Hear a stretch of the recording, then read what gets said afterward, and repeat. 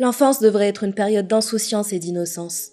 Mais malheureusement, certains enfants ne grandissent pas en étant aimés, chéris et en sécurité. Et pour ces enfants-là, l'enfance n'est pas quelque chose de positif, mais un trou noir capable de les engloutir tout entier. Beth Thomas est une petite fille qui a connu ce genre d'enfance chaotique et cauchemardesque. Elle n'avait que 19 mois lorsqu'elle a été adoptée par un couple aimant. Mais en grandissant, ils n'ont pas tardé à découvrir que quelque chose n'allait pas. Si vous voulez découvrir son histoire, c'est parti.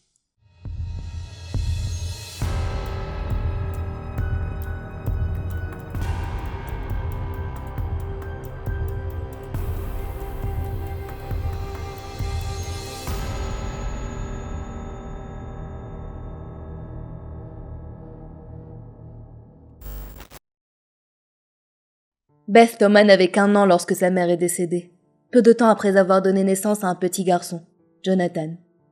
La fillette et son frère sont donc restés seuls sous la garde de leur horrible père, un homme violent. C'est là que leur cauchemar a commencé. Les 2 enfants étaient négligés, maltraités. Beth a subi d'innombrables abus sexuels, alors qu'elle avait à peine 1 an. Abus qui allaient la marquer pour toujours, et faire d'elle cette petite fille psychopathe incapable de ressentir ou d'accepter de l'amour. Son frère, quant à lui, passait ses journées allongées dans son berceau, sans aucune stimulation, dans des couches qui n'étaient pratiquement jamais changées. Leur calvaire a duré plusieurs mois, jusqu'à ce que des médecins s'aperçoivent des abus sexuels que subissait Beth. Alors qu'elle était âgée de 19 mois, elle et son frère ont enfin été secourus, et ont été adoptés par un couple aimant, Tim et Julie, qui ignoraient tout du passé tragique des 2 enfants. Ils pensaient que c'était un miracle qu'ils réussissent à adopter aussi vite, étant donné que le temps d'attente moyen était entre 5 et 10 ans. Ils avaient enfin réalisé leur rêve. Mais le rêve s'est vite transformé en cauchemar, lorsqu'ils ont réalisé que Beth et John souffraient de graves problèmes émotionnels. We discovered that they didn't have enough food to eat. That perhaps even Beth went all day maybe with just a box of Kick cereal. John himself was found in a bassinet with little patches of urine all over it and a dirty diaper and a couple of bottles at his feet that had curdled milk, and the back of his head was completely flat. The front of his head had bulged out, and at 7 months he couldn't raise his head, couldn't roll over. He was just had no stimulation, and we think perhaps that had happened to Beth, and it wasn't very long until she began showing some signs of perhaps even some abuse. There was a nightmare that she had, and the nightmare was about a man who was falling on her and hurting her with a part of himself. Les abus répétés que Beth avait subis dans sa vie l'avaient profondément traumatisée. Et pour cette raison, elle n'a jamais pu développer de conscience, de confiance, d'amour et d'empathie. Elle avait un comportement violent, inapproprié, au point d'effrayer ses parents adoptifs. Ils en ont témoigné dans une interview réalisée dans le cadre d'un documentaire, Child of Rage, dont sont d'ailleurs tirés tous les extraits de cette vidéo. When I caught her with Jonathan one morning, she was molesting him. He was crying and his pants were down, and I said, Beth, what's happening? And she said, I pulled his penis and put my finger up his anus. And I said, didn't he say to stop? And she said, yeah, he did. And I said, did you? And she said, no. She started to masturbate at inappropriate times. I remember one time, specifically, when we were at the hospital waiting for Tim to come out. He was there visiting. And Beth and John were in the back seat, and I turned around, and she had her legs spread and was masturbating in a public parking lot. And I had tried to explain to her numerous times before that's private area. You don't do it in public places. And gone over that with her, and it never seemed to faze her. And Julie, how often would your daughter masturbate? Daily. Constantly. Beth se montrait également violente envers les animaux, notamment les animaux domestiques de la famille, qu'elle piquait avec des aiguilles pour les regarder souffrir. Mais elle a fini par aller plus loin encore. She got baby birds down out of the nest, and we thought maybe she was just curious. So we explained that she could hurt them, put them back, and went through a whole sitting down and talking to her about the problem of it. And the next day we went out to check the baby birds, and they were on the ground dead with their necks broken. But this kind of aggression at our animals and even at her brother Jonathan was beginning to grow to such an excess that our life was miserable at home. John would cry in the mornings and say his stomach hurt. For the longest time, we thought maybe this child has some problem with his intestinal area, or maybe he has allergies, and so we're trying to get all that checked out. Come to find out, Beth was coming out of her room and hitting him in the stomach. And so, as a last resort, just to protect him, we had to tie our door shut. So I guess for the last 3 or 4 months now, we've had to tie her in at night, sort of barricade her. L'enfance tragique de Beth avait créé en elle une rage extrême, incontrôlable, qu'elle retournait contre elle-même et son entourage. Et malgré l'amour de ses parents adoptifs, leur compréhension et leurs tentatives pour lui faire entendre raison, ses actes de violence devenaient de plus en plus cruels et terrifiants. Well, I noticed several, like paring knives in the kitchen, missing. And my first thought was Beth. And I felt a little guilty about it at first. I thought, nah. But I really didn't even mention it to her. They had been gone several weeks. She was sitting at the table drawing and mentioned to me, "What do those knives look like that are gone, Mom?" And I said, "What knives, Beth?" And she said, "Weren't they kind of silver and about this big?" And I knew then, and then this little smile that's not a sweet smile, but a malicious type of smile. And I knew then, I thought, she's got them. Tell me about the knives. Where did you get them?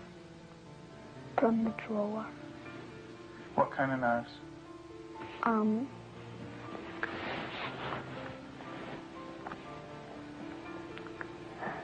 Big sharp ones. And what do you want to do with those knives? Kill John and Mommy with them, and Daddy. La déclaration de Beth n'a pas surpris ses parents. Elle avait en effet déjà tenté de tuer John à plusieurs reprises. Elle l'avouait même ouvertement. Une fois, alors que les 2 enfants jouaient dans la cave, Beth a violemment attrapé son frère. Elle lui a cogné la tête contre le sol en ciment, dans le but de le tuer. Did you get real mad at him? Did you hit his head real hard? Tell me about it. How many times did you do it? A lot? What was the floor like? Cement. And what happened to your brother? Tell me about it. His head hurt real bad, but his chin, he had to have stitches in it. Could you stop? Use your words, Beth. No. Okay. What was your brother doing when you were doing this? Playing with the toys. Okay. Was he asking you to stop when you were doing it? What was he saying? He said, "Beth, stop." And what did you do? That didn't stop. I just kept on hurting him. What were you thinking when you were doing that? Thinking of killing him. Dépassés par les événements, Tim et Julie ont emmené Beth chez un psychiatre spécialisé dans les enfants victimes d'abus, le docteur Ken Magid, qui, après avoir évalué ses problèmes psychologiques, l'a diagnostiqué avec un trouble de l'attachement, conséquence des abus qu'elle avait subis dans son enfance et qui l'empêchait d'avoir des relations saines avec les autres. Le docteur Magid a estimé que pour le bien-être de la famille, Beth devrait être temporairement séparée d'eux. En avril 1989, elle a été internée dans une institution spécialisée dans les enfants ayant subi de graves abus, qui avaient développé ce même trouble de l'attachement et qui représentait un danger pour eux et leur entourage. I have children that have killed numerous times. Cold-blooded family members, neighbor children killed them. And they can do it. Makes my blood run cold just thinking about 9 years old. People don't think a 9-year-old is capable of cold-blooded murder, but they are. That attachment break does severe damage to the heart, the ability to care and the ability to love. If they don't care and they don't love, they're capable of anything. Cette institution était dirigée par une thérapeute du nom de Connell Watkins, spécialisée dans une thérapie controversée appelée la thérapie de l'attachement. Même si la méthode avait ses détracteurs, Watkins avait convaincu Tim et Julie de l'essayer. La thérapie de l'attachement cherchait à libérer la rage réprimée dans un environnement contrôlé, amenant l'enfant à un état de soumission infantile qui lui permettrait d'être reparenté, à savoir recréer un lien sain avec ses parents. Cette méthode, non sans risque, avait pour but de lui apprendre à maîtriser ses pulsions et sa colère, à accepter l'amour des autres, et surtout, à ressentir de l'empathie pour autrui. Et Beth a extrêmement bien réagi à ses premières séances. Après plusieurs mois passés dans ce cadre strictement contrôlé, elle a fait beaucoup de progrès, et sa thérapeute a décidé de relâcher un peu le contrôle. Ces progrès ont continué. Petit à petit, elle a commencé à développer la notion du bien et du mal, et semblait plus sensible à l'affection. Elle s'est également inscrite à l'école publique.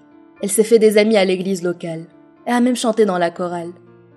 La route était encore longue pour guérir complètement des blessures psychologiques extrêmement profondes que son père biologique lui avait infligées.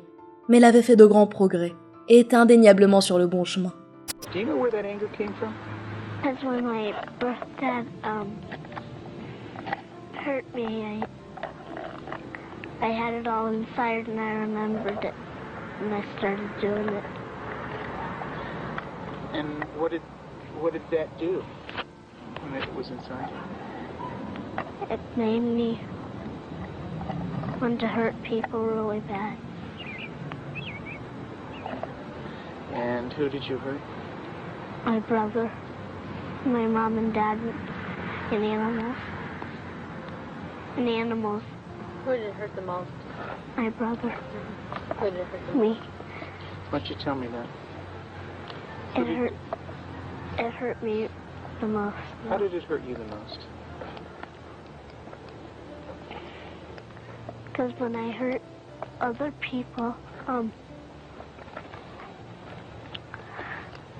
burning my good self.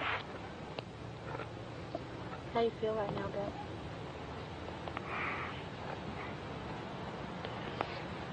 Bad. It's kind of tough to talk about, isn't it? Yeah. It is. Aujourd'hui, Beth a remis sa vie sur les rails, et elle est devenue infirmière. Elle donne des conférences sur les méthodes d'éducation et la thérapie de l'attachement, et son travail lui a valu plusieurs prix.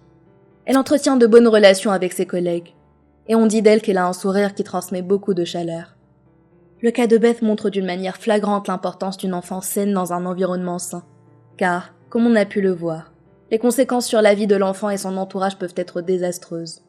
Aucun enfant ne devrait jamais subir d'abus, sous n'importe quelle forme.